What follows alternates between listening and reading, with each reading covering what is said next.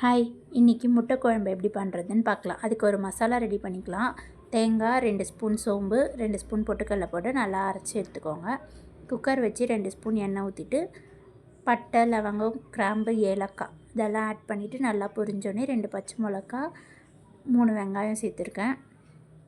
வெங்காயம் நல்லா கண்ணாடி பதம் வந்தோடனே 2 ஸ்பூன் இஞ்சி பூண்டு பேஸ்ட், 2 பெரிய தக்காளி ஆட் பண்ணிவிட்டு தேவையான அளவு உப்பு ஆட் பண்ணி நல்லா மிக்ஸ் பண்ணிக்கோங்க. 1/4 ஸ்பூன் மஞ்சள்தூள், 1 ஸ்பூன் மிளகாய்த்தூள், 1 ஸ்பூன் கரம் மசாலா, தனியாத்தூள் எல்லாம் போட்டுட்டு தண்ணி ஊற்றிட்டு தேங்காய் பேஸ்ட்டை ஊற்றிட்டு ஒரே ஒரு முட்டை உடச்சி ஊற்றிட்டு எதுவும் மிக்ஸ் பண்ணாதீங்க, அப்படியே மூடி விசில் போட்டுருங்க.